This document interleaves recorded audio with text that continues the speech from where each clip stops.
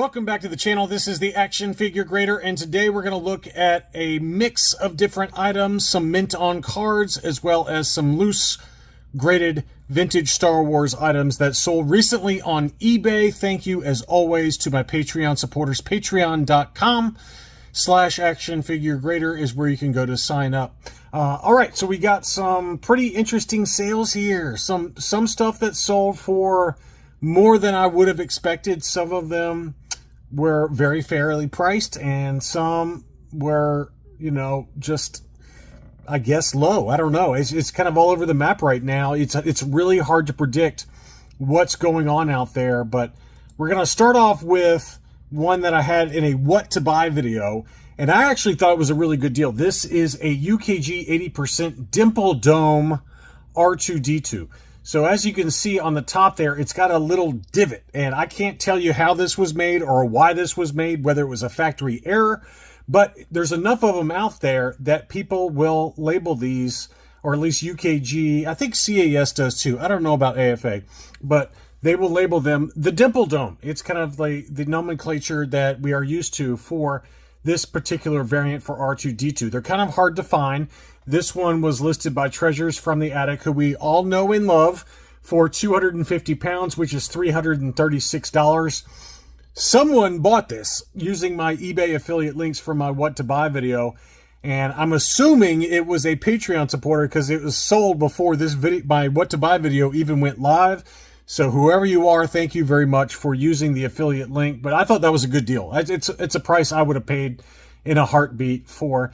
It's not hard to find, but it's not easy to find either. It's kind of in that tweener range. You see them occasionally on Echo-based vintage variants or maybe on Deal or No Deal, but you rarely see it graded like this. And I think this was every bit of an 80%. Really good deal, I thought, for what it was. So congrats whoever got that one, and thank you again for using the affiliate links. On to Galactic Mania. They're a seller that's been on eBay for a while, and they always have beautiful photos, and maybe that's what helps get them sold. But they did have a new K-Style AFA 85 R2-D2 Solid Dome Hong Kong COO that sold for $500. Have I seen them go for more than that? Yes. Have I seen them go for less than that? Yes. They tend to usually, I don't know this seller, I've never bought from this seller, but I see them enough. They tend to list on the higher range of valuations, and that's what I would call it, $500. I think, Facebook sale price would be like $425 to $450, somewhere in that range. But this one sold for $500, $20 shipping on top of that. So gulp, but it is what it is. I have seen them go for higher than that, though. I mean, I know that AFA CIB has had one that sold for $525 last year. But it's been a while since we've seen an AFA 85 R2-D2 on eBay, and it did sell at $500. Now, we get into the custom cases from Collector Archive Services, where they loose grade the figure with the coin and, the Power of the Force coin. And I thought these prices were maybe on the little high side, but they all sold. So somebody must have wanted them. I don't know if one person bought them all, but they do display really nice. I like the way they look. So this was a CAS 80 Chewbacca with the coin for $350. I mean, you're probably in the $450 to $500 range for a mint on card. So you're getting up there in terms of price.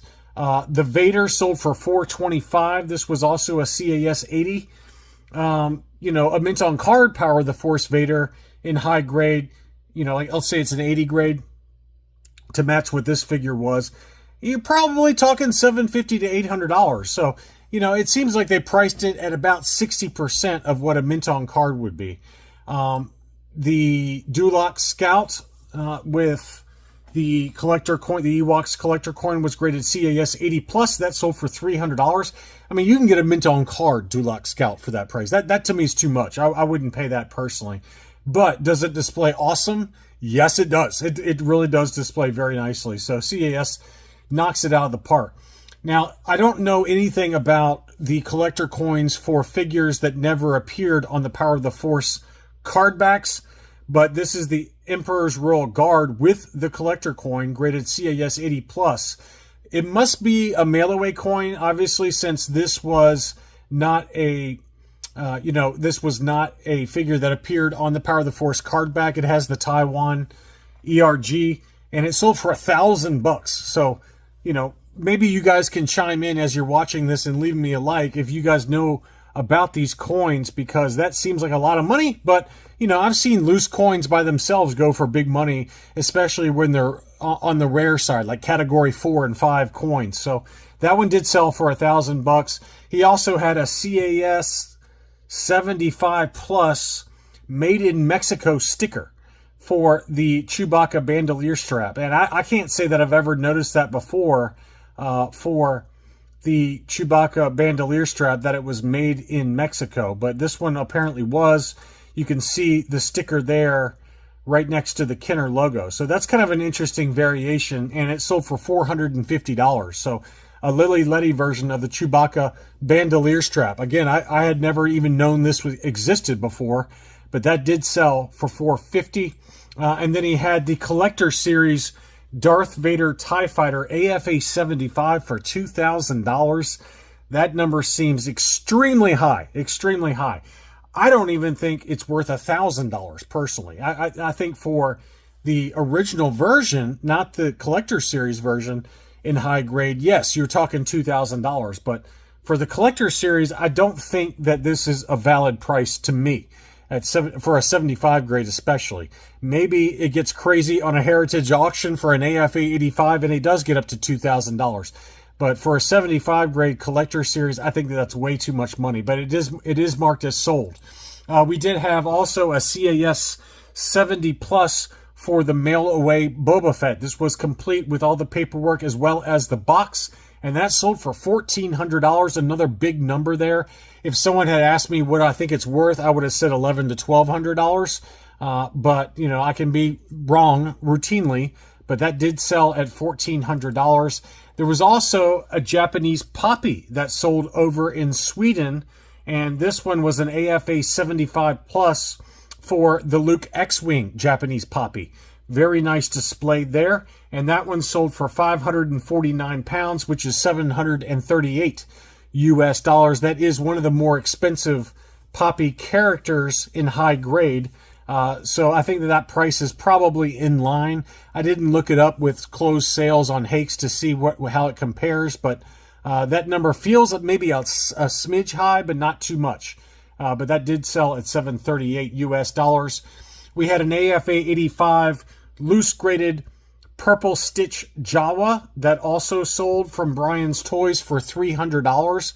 I don't think that that's terribly too far off. The Purple Stitch is not that rare, but it is a little tougher to find than like the dark brown or light brown Stitch. So it does go for a pretty penny. That was the older case style for $300. Here's another one that I think was way too high. This is a Brown Snake Yoda AFA 85 that sold for $480. That is a massive number. I think $300 to $350 all day long is a max number that I would pay.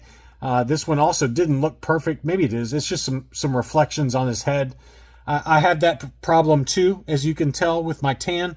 I've got some reflections going on my forehead, just like Yoda does here. That one sold for $480 though. It's a big number.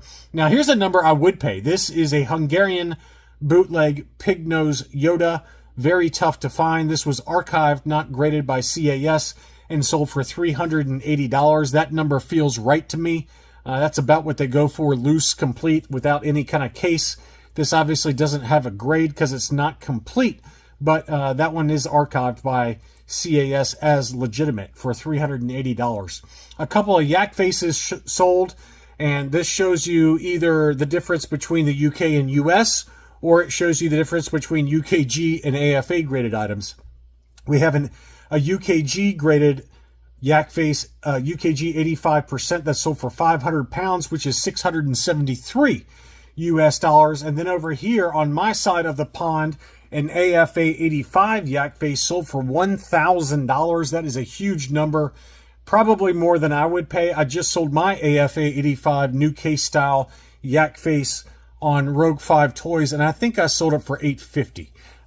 Now, again, that's non-eBay prices. You're not paying any consignment fees, so that's part of it. But that is a big number for a Yak Face at AFA 85 for $1,000. Finally, we're going to finish off with a few mint on cards that sold. This was a fairly low grade 12-back Taiwan Darth Vader, 12-back C AFA 60, and it sold for $2,000. It does present nicer than a 60 grade. It's unpunched, no price sticker, clear blister, but $2,000 is a huge number. That's a really, really big number for a fairly low grade card back. We also had an AFA 70 12-back B for the Stormtrooper. This one has the Takara import Japanese sticker on the front of the card, unpunched, no price sticker, clear blister as well. That one sold in an auction for 782 euros, which is $887. A big number, but probably about right for a 70 grade. In higher grade, these can easily approach $1,500 easily. Next up was an AFA 80 Boba Fett. This was a 77 back A, not the painted head, and it was a punched example with a KB Toys price sticker, a $1.29 price sticker. It sold for almost $1,300 US. So that really shows you again that Boba Fett mint on cards have come down a lot in price for the more common Return of the Jedi mint on cards. Here was an AFA 85 yellowed blister, obviously for the Emperor.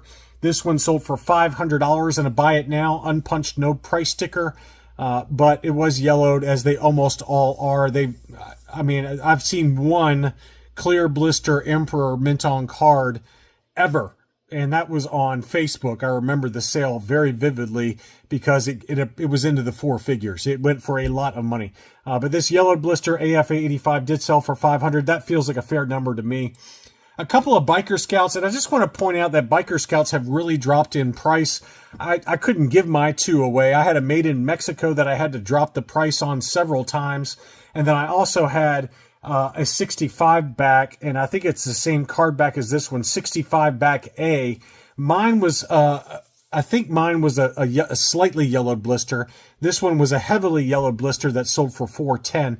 I think I ended up selling mine for like $325, somewhere in that ballpark. Mine was a CAS 80. This was a 75 grade. Mine was punched. This one was unpunched, so pick your poison there. But that one did sell at $410. And then we had also a 65 back A clear blister CAS 80 that sold for $400. That went for a little bit more than what I sold mine for. This one, again, was unpunched and was labeled a clear blister. So that one did sell. No, I'm sorry. I take it back. This one was a yellow blister. I take that back. So you can see there, this is kind of how mine look, except mine was punched. And mine was also a CAS 80. And I think mine sold for $325 or so on Rogue 5 Toys. So Biker Scouts have come down. Chris over at Rogue 5 Toys told me that before I listed mine. So I tried to be aggressive with the sales prices on mine. Finally, we had an AFA 70 Wicket W. Warwick from the Ewoks line. This was obviously a clear blister made in Mexico, so these blisters do tend to stay clear. This one sold for 600 euros, which is $680. That's a big number there, but you know, it is a very desirable mint on card. I have seen them go for less over here on my side of the pond, but at least over there in Germany, this one sold for $680 US in a buy it now situation. That's all I really had for this video. Thank you as always for watching. Don't forget to leave me a like if you enjoyed the content. Thanks again, and I'll be back soon.